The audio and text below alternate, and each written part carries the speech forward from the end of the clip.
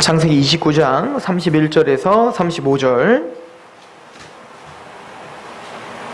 창세기 29장 31절에서 35절까지 말씀 제가 봉독하도록 하겠습니다.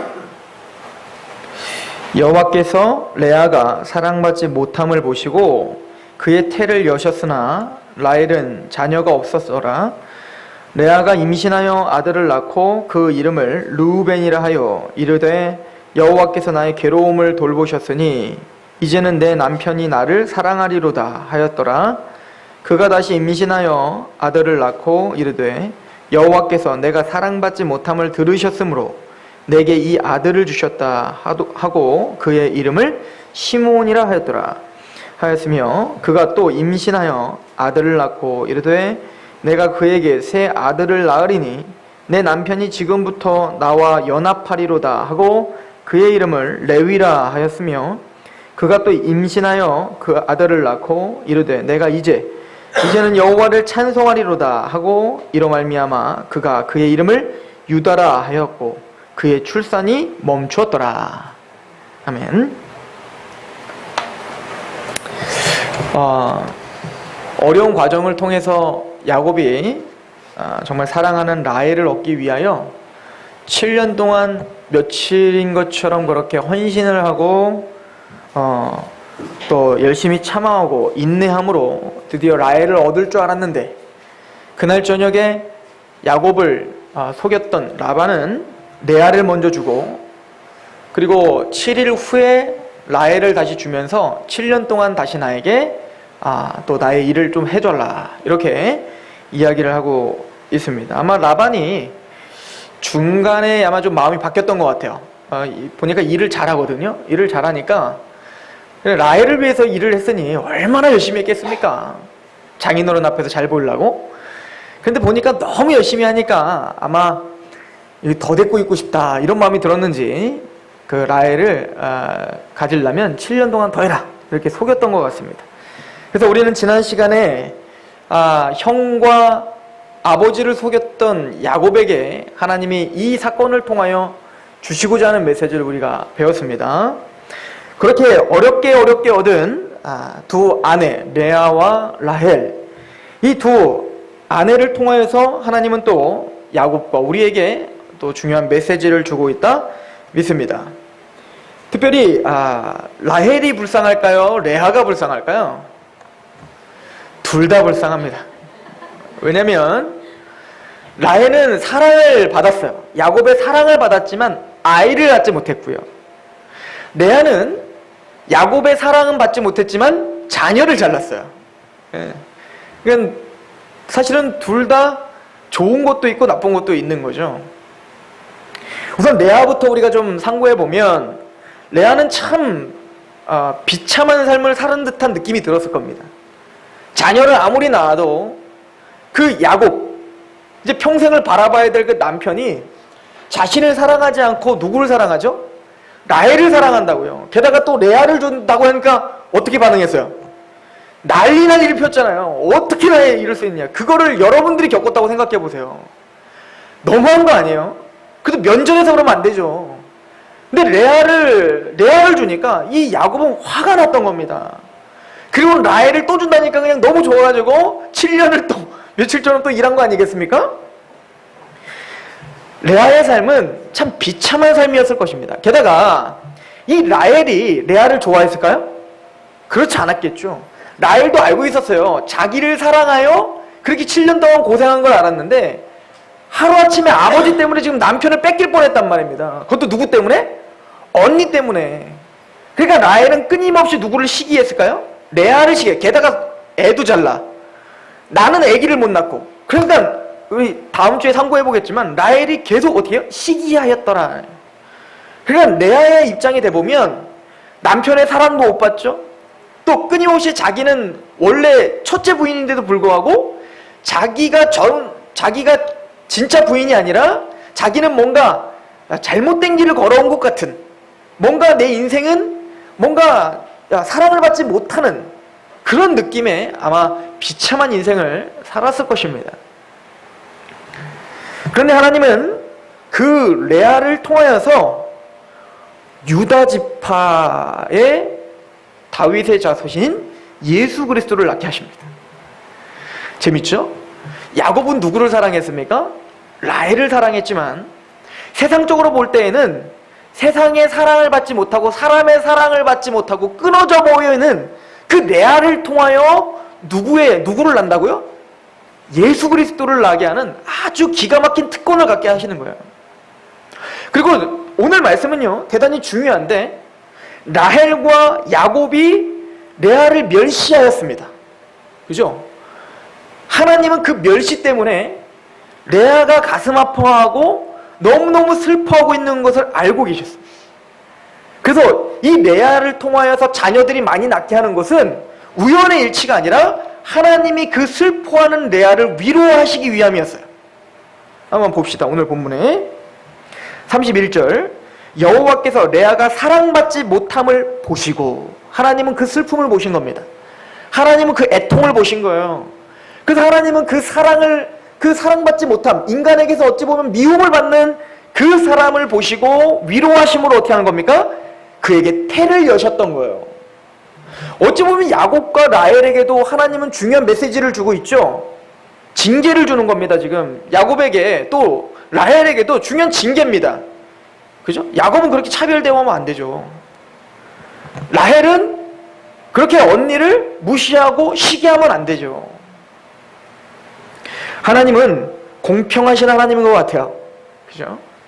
하나님은 모두가 다 하나님의 사랑을 공평하게 주고 계시는 것 같습니다.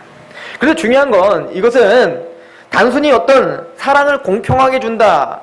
레아는 자녀를 많이 낳게 하는 위로를 주셨고, 라헬은 자녀는 없었지만 남편에게 사랑을 받는 위로를 주셨고, 막 그런 개념보다도 더 깊이 있는 이야기가 있는데, 레아는 사실은 외모적으로도 그렇게 흠모할 만한 여인이 아닙니다. 그래서 사실은 야곱이 라헬을 선택한 이유는 뭐죠? 마음씨, 믿음 이런 거 아니었어요. 라헬을 딱 봤을 때 이뻤어요. 레아를 봤을 때 뭐라고 써 있는지 아셨죠? 지난주에 봤더니 눈도 잘 안 보이고, 그러니까 굉장히 막 눈도 안 보이고 막 이러고 다녔나 봐요. 이게 아마 안경이 없던 시대였다 보니까 눈이, 저도 그렇잖아요. 이게 눈이 이렇게 안 좋으니까 안경을 쓰니까 눈이 작아 보이잖아요. 제가 원래 안경을 보면 굉장히 커요. 막 이만한데. 안 믿으시네? 이게 무슨 얘기냐면, 이 사람의 눈이 굉장히 외모에 중요한데, 그 정도로 야곱은 흠모할 것이 없을 만큼 레아가 그렇게 생기지 못했던 겁니다. 그 레아는 외모적으로도 또 지금 마음적으로도 대단히 무너져 있는 상태인 거예요.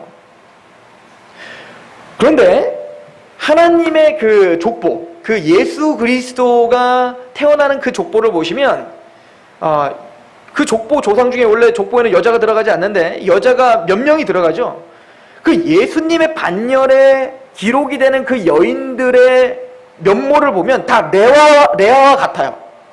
그러니까 세상에서 사랑받지 못하고 버림받고 뭔가 끊어지고 고통당하고 신음하고 이런 여인들이라는 거예요. 예를 들어서 이제는 그 유다를 낳았던 이 레아도 그런 고통당하는 여인이지만, 이제는 유다가 나중에 이제 그 그리스도의 그 조상을 낳게 하는 여인은 다말이잖아요. 다말. 근데 이 다말은 원래 유다의 며느리였죠. 근데 이 며느리인 이 다말의 남편이 죽었단 말입니다. 원래 그래서 이스라엘은 남편이 죽으면 계대결혼이라는 게 있어요. 계대결혼. 그런데 그 남편의 동생이 당연히 씨를 줘야 돼요. 그래야 이 사람은 여자로서 이제는 당당하게 사회생활 할 수 있는 특권이 있습니다. 왜냐면 남편이 없거나 씨가 없는 여자는 그 당시에는 뭡니까? 버림받은 여인이에요. 하나님께 저주를 받았다라고 치부를 해버렸단 말입니다. 그런데 뭐라고 부르죠? 그 남편의 동생, 시동생이죠? 시동생인가? 시동생. 제가 지금 국어를 잘 못해요. 시동생이 어떻게 했죠? 잠자리는 같이 하고 즐길 건 다 즐기고 씨는 주지 않았단 말이에요. 얼마나 비참했겠습니까? 얼마나 자신이 버림받았다는 생각이 들었겠습니까? 그 나중에 이 다말이 어떻게 하냐면 자기의 시아버지인 유다를 속이죠. 창녀인 척을 해서 그 그 유다의 씨를 받게 된단 말입니다. 그래서 혈통이 이은 게 그게 이제 나중에 이제 다윗의 자손 예수님이 태어나는 그 혈통이 그렇게 되는 거예요. 그러니까 다말은 세상적인 가치관으로 볼 때 끊어진 자요, 사랑받지 못하는 자요, 그리고 보면 죄악 덩어리인 거예요. 그 다음에 여인이 누굽니까? 라합이죠. 라합. 근데 이 라합은 뭡니까? 기생이었어요. 기생. 그러다 보니 그 제대로 된 사랑을 받지 못했던 여인, 그 다음 여인은 누굽니까?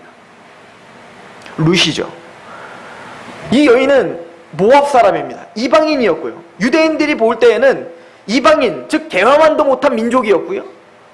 또 어떻게 했습니까? 자기 남편이 죽었습니다. 그래서 세상적으로 볼 땐 참 보기 지지리도 없네 라고 하는 여인이었단 말입니다. 그런데 중요한 건 그런 여인들을 사용하여 누구와 연결을 짓더라는 거예요? 예수 그리스도와 연결을 짓다는 거예요. 이거는 우연일까요? 아니죠. 하나님은 지금 하나님의 교회에게 보여주고 있는 것입니다. 하나님의 사람이란, 하나님이 부어주고자 하는 복은 이 세상에서 잘 되는 복이 아니라 어찌 보면 이 세상에는 끊어진 것 같고 고난인 것 같고 고통인 것 같으나 그것이 바로 예수 그리스도와 연결된 삶이라면, 믿음으로 예수 그리스도의 반열에 있는 삶이라면 그게 복이고 그게 하나님의 백성이란 나를 우리가 지금 보여주고 계시는 거죠. 하나님은 그렇게 예수님과 연결된, 세상적으로 볼 때는 외모적으로나 또 성품적으로나 또 여러 가지 상황적으로 비참해할 수밖에 없는 그 여인이지만 하나님은 그 슬픔과 그 애통을 들으신다는 겁니다. 그러니까 우리 인간들이 추구하는 성공과 승리와 하나님이 보고 계시는 성공과 승리는 다름을 여기서 명확하게 보여줄 수 있죠. 자, 이번 라헬을 한번 볼까요? 라헬은 그러면은 야곱의 사랑을 받았기 때문에 그냥 무조건 행복했을까요? 그렇지 않았음을 알아요. 우리 오늘 본문을 또 한번 보십시오. 자, 오늘 본문에 보면 31절에 보면 여호와께서 레아가 사랑을 받지 못함을 보시고 그의 태를 여셨으나 라헬은 자녀가 없었더라. 이것도 참 재밌는데 이 부분도 성경의 공통되긴 끊임없는 메시지인데요. 특히 언약의 사람들, 그 정부인들, 진짜 사랑을 받아야 될 그 사람들, 중요한 인물들이 태어날 때마다 뭐가 반복된다? 불임이 반복된다는 거예요. 불임 모티브라고 했잖아요. 그죠? 이 신학적 용어예요. 이게 이 불임이 반복이 되고, 이 얘기는 라헬도 행복한 게 아니에요. 라헬은 아마 내가 남편한테 사랑은 못 받아도 자녀는 갖고 있고 싶다라고 아마 했을 거예요. 그 정도로 그 당시에는 자녀가 없다는 건 저주였어요. 그래서 재밌는 건 라헬만 그랬던 것이 아니라 바로 이미 그 위에 리브가도 어땠죠? 불임이 왔었죠. 그래서 이삭이 누구를 위해서, 이 리브가를 위해서 그렇게 기도했던 거잖아요. 자녀 좀 낳게 해주시오. 근데 이 야곱은 라헬을 위해서 기도도 안 해. 또 중요한 사람이 있죠. 이제는 사사시대를 정리하고 이제 왕정시대를 여는 아주 중요한 선지자가 나옵니다. 그죠? 사무엘이에요. 사무엘의 어머니인 한나도 그 중요한 인물을 낳을 때 뭐죠? 불임 때문에 고통을 당했죠. 자녀가 출생을 하지 않으므로 고통을 당하는. 또 예수님이 태어날 때 누가 또 불임 때문에 고통을 당하죠? 마리아가 불임 때문에 고통을 당하는 거예요. 사실은 마리아는 불임이라기보다는 아예 뭡니까? 남자의 씨가 없는데 잉태를 해버렸어. 그죠? 이 얘기는 뭡니까? 이제는 그 자녀를 낳을 수 없는 상태예요. 처녀입니다. 그죠? 그런데 거기서 뭡니까? 하나님이 잉태를 하시더라는 거예요. 자, 지금 이런 불임 모티브가 우연이겠습니까? 아니라고 성경은 이야기하는 겁니다. 이 라헬에 대한 이야기는, 이 라헬의 자녀를 낳지 못함에 대한 이야기는 예수님이 낳는 그 장면에 대단히 중요한 모형이 되거든요. 한번 볼까요? 우리 마태복음을 한번 가보세요. 마태복음 2장 18절입니다.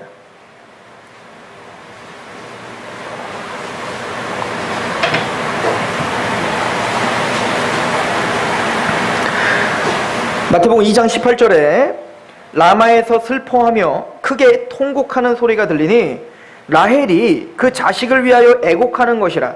그가 자식이 없으므로 위로받기를 거절하였도다 함이 이루어졌느니라. 자, 구약의 라헬이 자식이 없어서 슬퍼하고 통곡하는 것이 이루어졌는데 지금 뭐를 지금 이야기하고 설명하고 있는 중이냐면 예수님이 태어나셨습니다. 그래서 동방박사를 통하여서 이제 메시아가 태어났고 왕이 태어났습니다가 헤롯에게 들렸단 말이에요.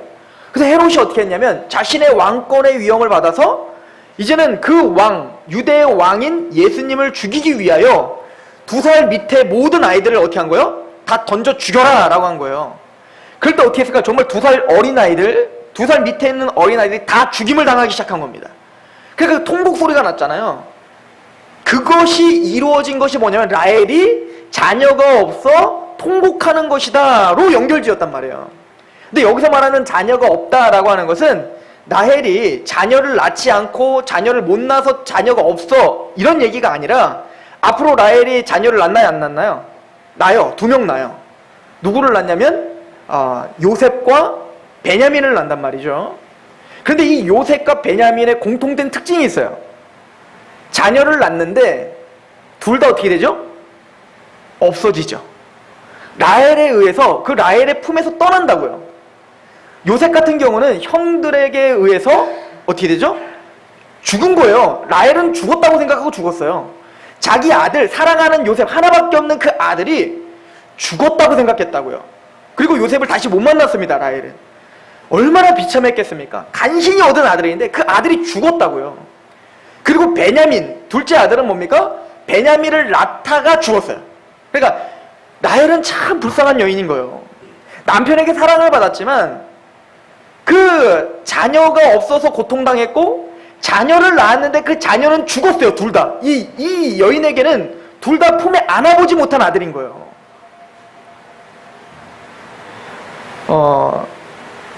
남편을 잃은 아내를 우리 미망인이라고 하고 뭐 그런 용어들이 있다는데 자녀를 잃은 부모는 칭하는 게 없다고 하죠. 그것은 무엇으로도 칭할 수 없는 아픔이기 때문에 그렇대요. 그러니까 자녀를 잃는다는 건, 자녀의 죽음을 본다는 것은 인간이 느낄 수 있는 가장 찢어지는 아픔이라고 하는데 어찌 보면 이 라헬은 2 자녀를 다 잃어버린 겁니다.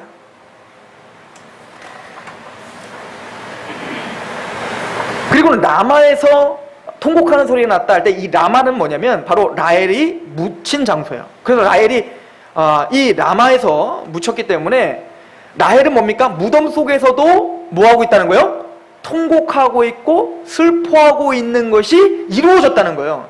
자, 근데 이게 왜 예수님이 태어난 것과 이게 어떻게 이루어진 건가? 이게 우리 오늘에게 굉장히 중요한 메시지인데 우리 에레미야서를 잠깐 가보시겠어요? 지금 이 마태복음의 이 메시지는 에레미야서를 그대로 인용한 거거든요. 우리 에레미야서 31장을 한번 가보세요.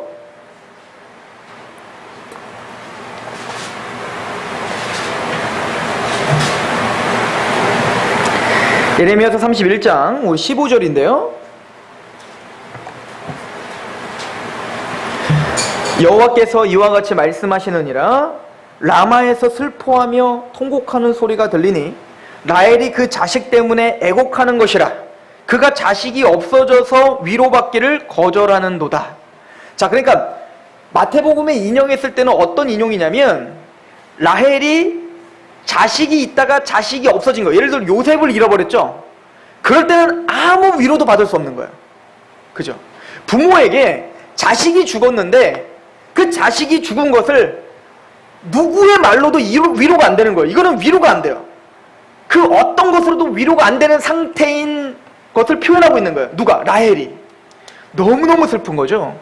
근데 이거는 에레미야 선지자가 이 이야기, 라마에서 라헬이 자식을 잃은 것이 그 어떤 것으로 위로가 안 되는 상태다를 무엇으로 지금 이야기하는 거냐면 이스라엘 백성들이 이제는 어디로 끌려가죠? 바벨론으로 끌려간다고요. 바벨론으로 끌려가서 이제는 노예 생활을 하게 된단 말입니다. 그죠? 지금 그런 상태를 통곡하고 있다라고 표현하고 있는 거예요. 그거로 지금 비교하고 있는 거란 말이죠. 지금 무슨 얘기냐면 이 라헬은 바로 자신의 자녀인 요셉과 베냐민이 나중에 요셉은 어디로 끌려가는 거예요? 이집트로 끌려가는 거예요. 이집트로 팔려가는 거잖아요. 그런데 여러분들 알고 계시죠? 요셉은 다시 금이환영합니까? 아니면 그대로 죽었다고 돼 있습니다. 금이환영하죠. 총리가 되잖아요. 총리. 그죠? 즉 무슨 얘기냐면 이 라헬은 무덤에서 죽어서 통곡하고 있지만 사실은 그 아들들은 살아서 올 거예요? 아니면 죽어요? 살아서 오잖아요. 이해가세요? 즉 에레미야 선지자는 라마에서 라헬이 너희가 바벨론을 끌려가는 이유는 죄 때문이에요. 죄로 말미암아 바벨론을 끌려간 게 그런 슬픔인 거예요. 그런 애통이고 그런 고통인데 거기서 끝나는 게 아니라 이 라헬의 어머니는 이 라헬은 그 두 자녀를 어떻게 하죠? 다시 받게 될 거예요. 물론 살해생전은 받지 못하지만 요셉은 총리로서 돌아올 거고 베냐민도 어떻게 했어요? 요셉이 꾀를 내서 베냐민을 놓고 가라고 하잖아요. 너 아버지 때 갈 때 그 형들 보고 베냐민을 놓고 가라고 하잖아요. 베냐민도 어디에 맡겨놨어요? 타지에 맡겨놨다고요. 그러나 그들을 통하여 뭡니까? 하나님의 구원의 역사가 이루어진단 말이에요. 그러니까 라헬의 이 고통과 슬픔은 슬픔과 고통으로 끝나는 게 아니라 그 자녀들은 무엇으로 끝을 맺을 거예요? 영광으로 끝을 맺을 거라고요. 이거예요. 왜 마태가 예수님이 지금 태어나고 있는 예수님이 지금 이제 메시아로서 태어나셨는데 그때 어떤 일이 벌어진 거예요? 고통이 벌어졌어요. 어떻게? 자녀들이 다 죽었단 말입니다. 물에 빠져 다 죽었는데 그건 어떤 슬픔이냐면 자녀를 잃어버리는 엄마 라헬의 슬픔인 거예요. 무엇으로 위로할 수 없는. 사실은 저와 여러분들은 모두가 다 어디에 빠져 죽어야 될 사람이요? 그 어린 아이들처럼 다 거기에 빠져서 그런 찢어지는 고통의 소유자들인 거예요, 우리가. 그러나 그게 실상 고통인 것처럼 보이나 이제 누가 살아와요? 그 빠져 죽는 2살 아이들은 다 죽지만 누구는 살더라? 예수님이 살고 예수님이 이제는 공생애를 시작하시는 거예요. 예수님이 십자가를 짊어지시고 하나님의 일을 마치시고 부활하시며 누구에게 영광을 주죠? 하나님의 백성들에게 영광을 주는 거예요. 그러므로 지금 라헬의 고통은 이 고통으로 끝나는 게 아니라 하나님은 어디까지 보고 계시다? 이 고통은 끝이 아니라 마지막 하나님이 승리하게 하시는 어떤 복성과도 같은 거예요. 그 얘기를 우리에게 한번 비춰본다면 라헬이 사무엘을 낳지 못한 한나는 고통이었지만 그 고통 끝에는 사무엘이라고 하는 역사적인 아주 영광스러운 하나님의 사람이 태어났죠. 또 리브가에게는 아기를 못 낳는 것이 고통이었으나 약속의 자녀인 바로 야곱을 낳는 아주 특권을 누리죠. 마찬가지로 하나님의 백성들이란 바로 그런 거라는 겁니다. 하나님의 백성들은 이 땅에서 고통과 고난 가운데 있을 수 있어요. 세상으로는 끊어져 있는, 어찌 보면 레아의 이야기와 나의 이야기에 모두가 다 동일한 이야기를 하고 있는 거예요.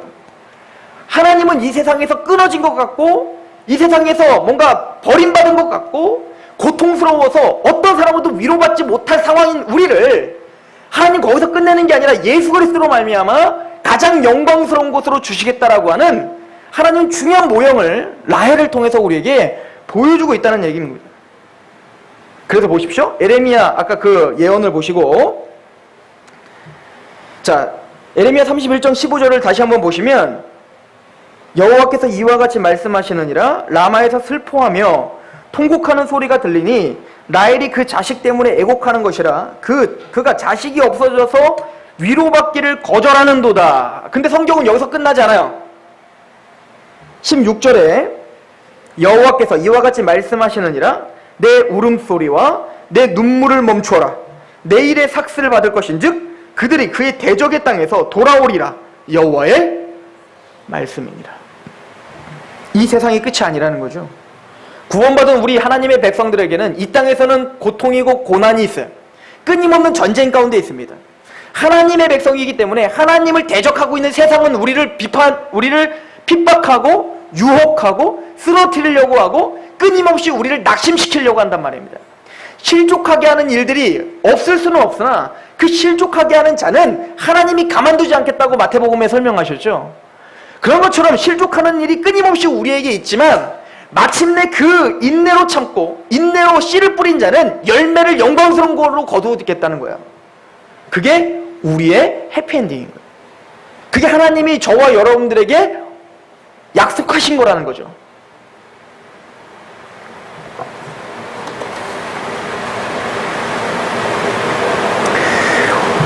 레아와 라헬을 우리에게 적용하십시오. 저는 이 적용이 바로 고린도전서 1장 메시지라고 믿습니다. 우리 한번 가보세요. 고린도전서 1장 26절.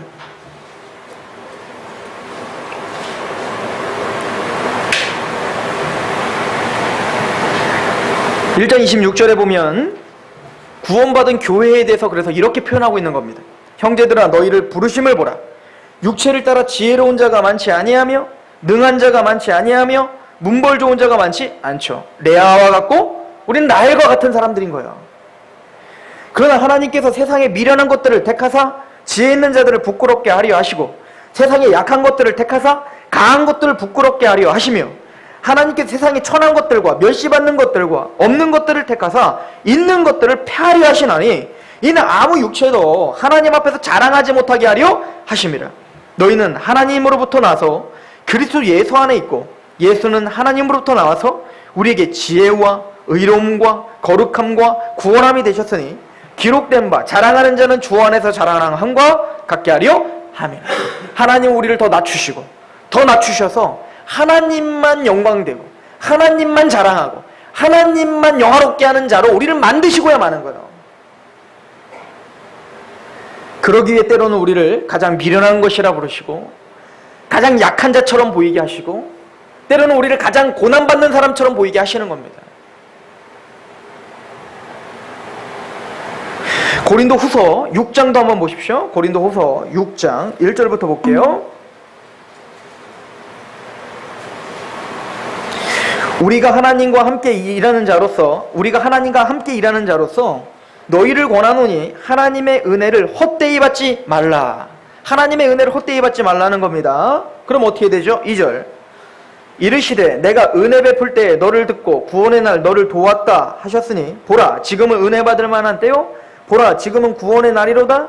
우리가 이 직분이 비방을 받지 않게 하려고 무엇이든지 아무에게든지 꺼리끼지 않게 하려고 이게 십자가예요. 그래서 구원받은 하나님의 백성들이 갖고 있는 그 보배로운 복음의 거리낌이 되지 않게 하기 위하여 그 은혜를 헛되이 받지 않게 하기 위하여 우리는 고난을 자처하는 사람들인 거예요.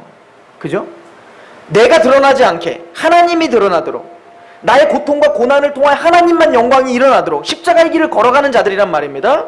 자 3절 우리가 이 직분이 비방을 받지 않게 하려고 무엇이든지 아무에게든 거리끼지 않게 하고 오직 모든 일에 하나님의 일꾼으로 자천하여 많이 견디는 것과 환난과 궁핍과 고난과 매맞음과 갇힘과 난동과 수고로움과 자지 못함과 먹지 못함 가운데에서도 깨끗함과 지식과 오래 참음과 자비함과 성령의 강화와 거짓이 없는 사랑과 진리의 말씀과 하나님의 능력으로 의의 무기를 좌우에 가지고 즉 그럼 고통과 고난 가운데 이거 보세요. 하나님의 백성들의 삶이 그래요.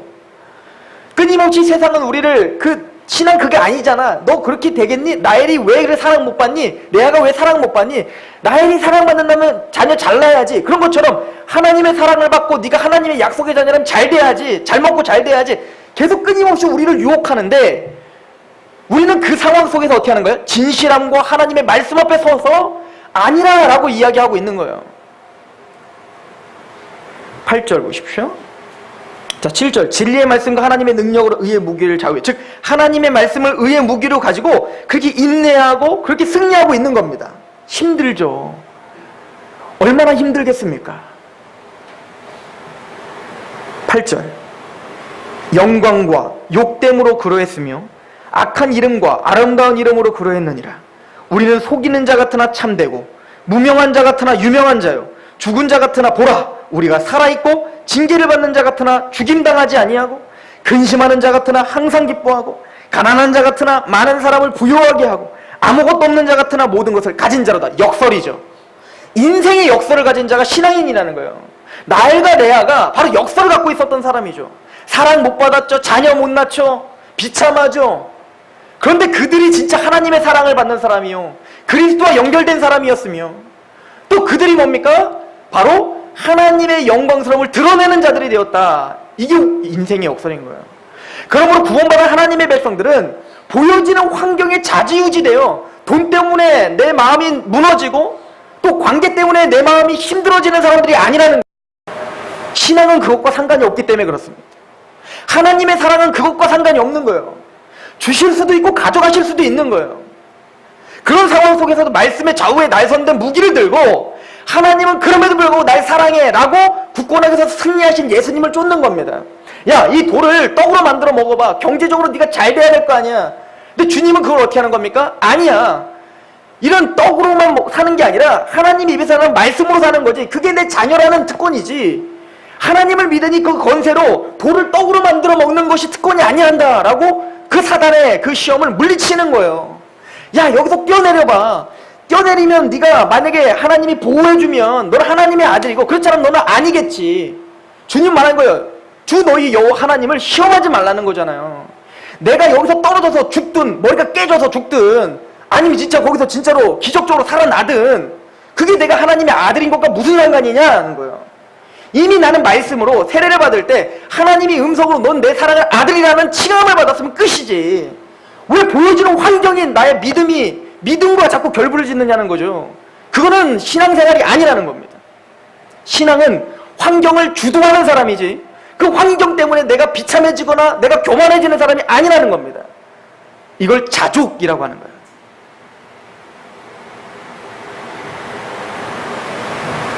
무명한 자 같으나 유명한 자고 죽은 자 같으나 살아있는 자고.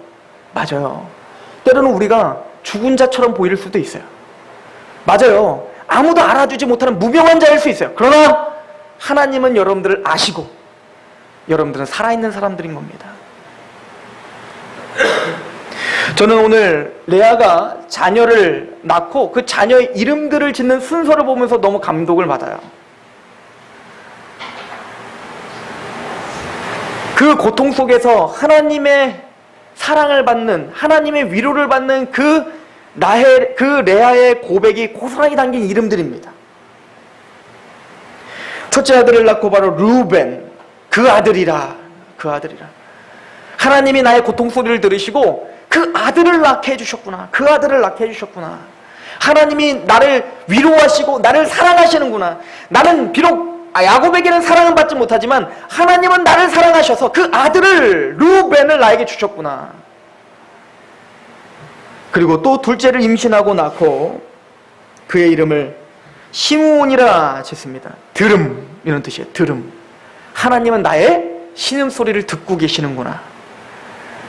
그 어떤 누구도 날 인정해주지 않고 난 죽은 자처럼 서 있지만 하나님은 내 신음소리를 듣고 계시고, 지금은 현실적으로 볼 때 봐라 하나님이 너를 언제 사랑했냐라고 말하지만 아니구나. 하나님은 나를 사랑하시고 내 기도를 듣고 계시는구나. 그 다음엔 유다입니다. 연합이에요. 연합. 하나님과 내가 연합됐구나. 하나이구나. 동행하는구나. 그리고 레위입니다. 레위. 그리고 마지막에 누굽니까? 유다. 하나님을 찬송하리로다. 하나님께 경배를 드리고 영광을 드리는 자리로 인도하시는구나. 저와 여러분들도 레아처럼, 라헬처럼 세상적으로 볼 때는 무명하고 힘들고 고통 가운데 있는 것 같으나 아니에요. 하나님 여러분을 사랑하셔서 그 아들을 주시며 또 여러분들의 기도를 들어주시며 여러분들과 항상 동행하고 연합되어 계시고 여러분들을 하나님 앞에 그 마음 깊은 데서 터져나오는 당신을 찬양합니다 라는 그 고백으로 인도하시는 좋으신 하나님이십니다. 그 하나님 의지하시고 승리하십시오. 기도하겠습니다. 하나님, 레아와 라헬을 통하여 하나님의 교회의 삶의 태도와 하나님이 우리를 어떻게 인도하실 것이며 우리가 알지 못하던 길로, 세상이 알지 못하는 기쁨으로, 세상이 감히 측량할 수 없는 영광으로 우리를 인도하시고야만은 하나님의 은혜와 능력을 바라봅니다. 주여, 우리 귀한 권속들 기억하여 주옵소서. 세상에서는 아무 힘이 없어 보이고 또 때로는 고통 속에서 신음하는 소리를 주님은 알고 계시고 듣고 계시며 연합시켜 주시고 찬송케 하실 그 하나님을 의지하오니 주여, 이 교회를 붙잡아 주시며 우리 귀한 성도들을 붙잡아 주옵소서. 예수 그리스도의 이름으로 감사하며 기도하옵나이다. 아멘. 하나님을 찬양합시다.